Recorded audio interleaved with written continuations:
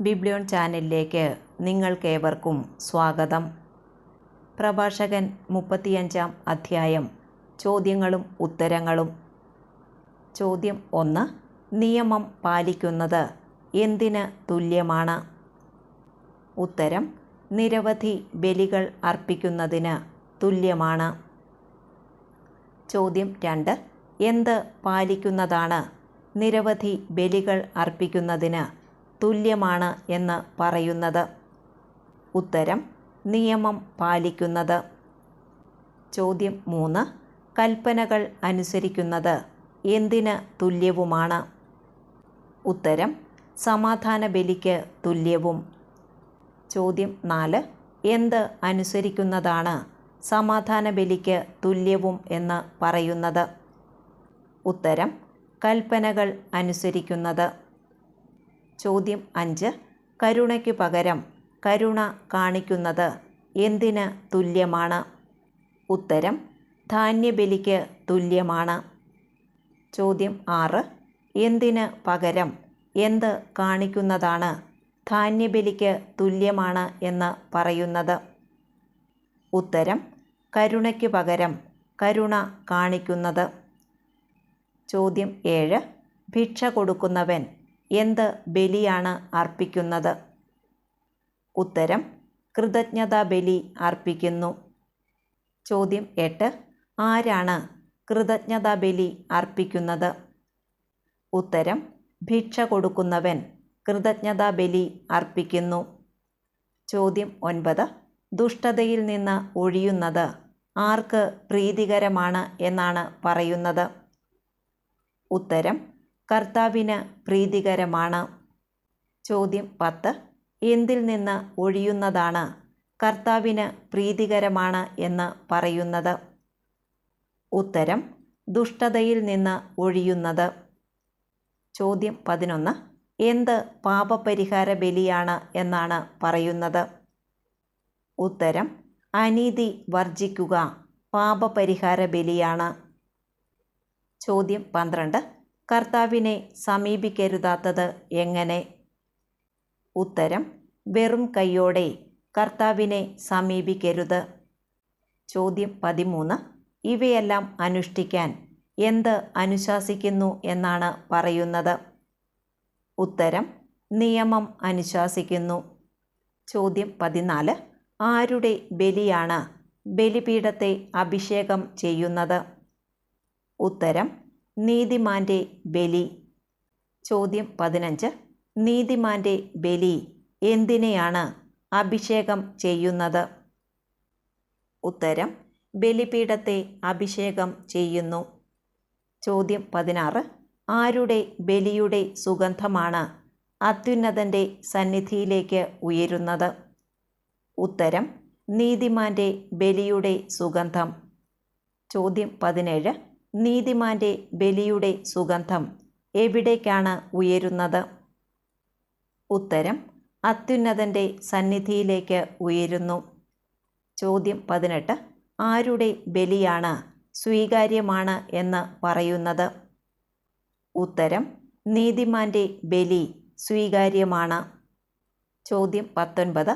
നീതിമാന്റെ ബലി സ്വീകാര്യമാണ്, അത് എന്ത് ചെയ്യപ്പെടുകയില്ല എന്നാണ് പറയുന്നത്? ഉത്തരം: വിസ്മരിക്കപ്പെടുകയില്ല. ചോദ്യം 20. കർത്താവിനെ എങ്ങനെ മഹത്വപ്പെടുത്തുക എന്നാണ് പറയുന്നത്? ഉത്തരം: കർത്താവിനെ മനം തുറന്ന് മഹത്വപ്പെടുത്തുക. ചോദ്യം 21. ആദ്യഫലം സമർപ്പിക്കുമ്പോൾ കാട്ടരുതാത്തത് എന്ത്? ഉത്തരം: ആദ്യഫലം സമർപ്പിക്കുമ്പോൾ ലുബ്ധ് കാട്ടരുത്. ചോദ്യം 22. എന്ത് സമർപ്പിക്കുമ്പോഴാണ് ലുബ്ധ് കാട്ടരുതാത്തത്? ഉത്തരം: ആദ്യഫലം സമർപ്പിക്കുമ്പോൾ. ചോദ്യം 23. എന്ത് സമർപ്പിക്കുമ്പോഴാണ് മുഖം വാടരുതാത്തത്? ഉത്തരം: കാഴ്ച സമർപ്പിക്കുമ്പോൾ മുഖം വാടരുത്. ചോദ്യം 24. എങ്ങനെ ദശാംശം കൊടുക്കുക എന്നാണ് പറയുന്നത്? ഉത്തരം: സന്തോഷത്തോടെ ദശാംശം കൊടുക്കുക. ചോദ്യം 25. അത്യുന്നതൻ നൽകിയതുപോലെ എന്ത് ചെയ്യുക എന്നാണ് പറയുന്നത്? ഉത്തരം: അത്യുന്നതൻ നൽകിയതുപോലെ അവിടുത്തേക്ക് തിരികെ കൊടുക്കുക. ചോദ്യം 26. അത്യുന്നതൻ നൽകിയതുപോലെ അവിടുത്തേക്ക് തിരികെ കൊടുക്കുക. എങ്ങനെ കൊടുക്കുക എന്നാണ് പറയുന്നത്? ഉത്തരം: കഴിവിനൊത്ത് ഉദാരമായി കൊടുക്കുക. ചോദ്യം 27. കർത്താവ് എന്ത് നൽകുന്നവനാണ്? ഉത്തരം: കർത്താവ് പ്രതിഫലം നൽകുന്നവനാണ്. ചോദ്യം 28. കർത്താവ് പ്രതിഫലം നൽകുന്നവനാണ്. അവിടുന്ന് തിരികെ തരുന്നത് എങ്ങനെ? ഉത്തരം: 7 ഇരട്ടിയായി തിരികെ തരും. ചോദ്യം 29. ആർക്കാണ് കൈക്കൂലി കൊടുക്കരുതാത്തത്? ഉത്തരം: കർത്താവിന് കൈക്കൂലി കൊടുക്കരുത്. ചോദ്യം 30. കർത്താവിന് കൈക്കൂലി കൊടുക്കരുത്. അവിടുന്ന് എന്ത് ചെയ്യുകയില്ല എന്നാണ് പറയുന്നത്? ഉത്തരം: അവിടുന്ന് സ്വീകരിക്കുകയില്ല.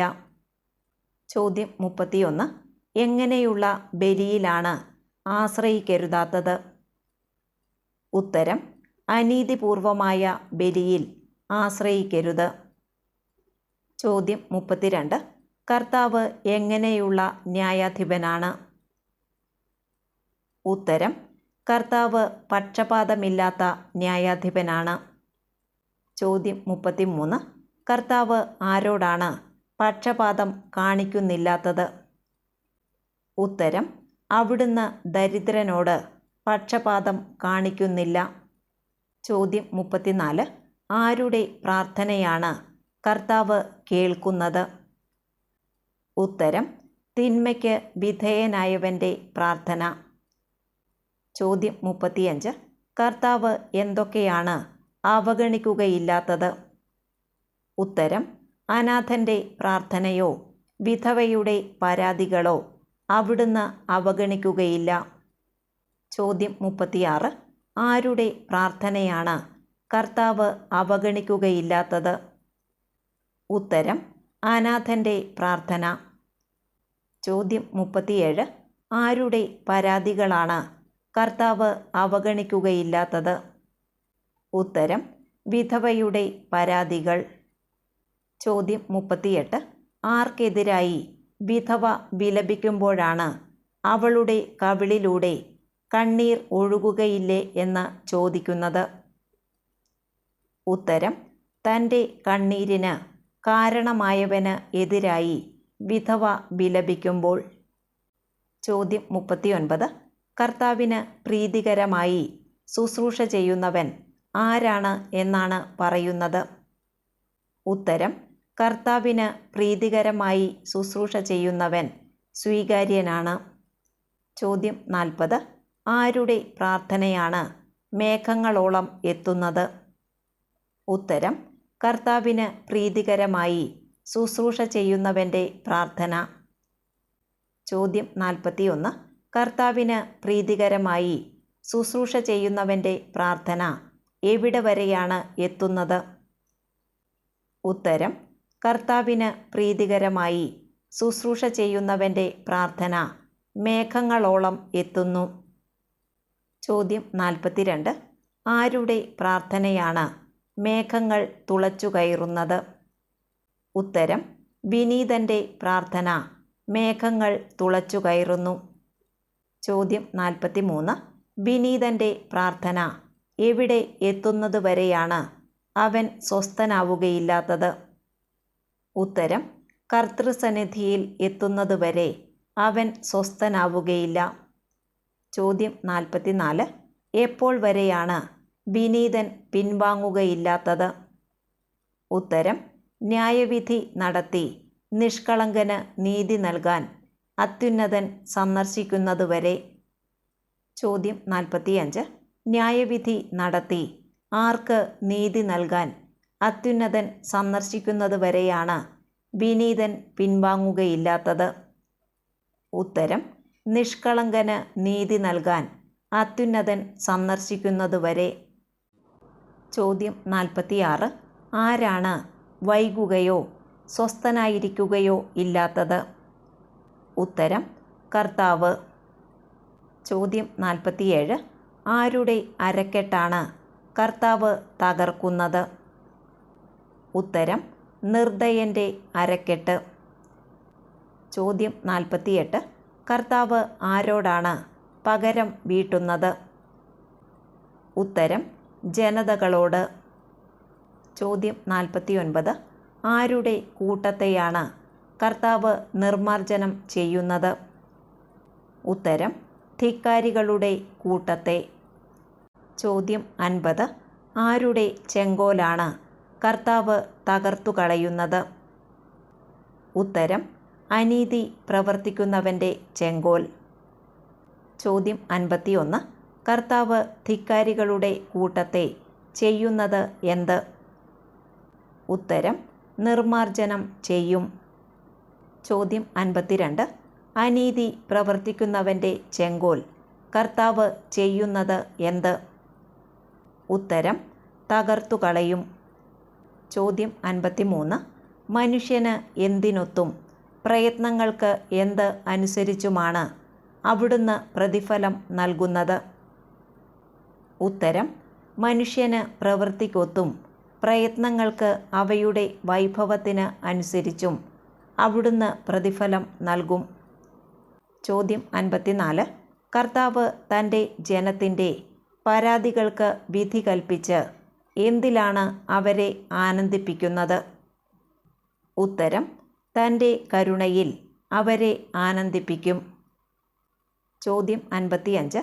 കർത്താവ് ആരുടെ പരാതികൾക്ക് വിധി കൽപ്പിച്ചാണ് തൻ്റെ കരുണയിൽ അവരെ ആനന്ദിപ്പിക്കുന്നത്?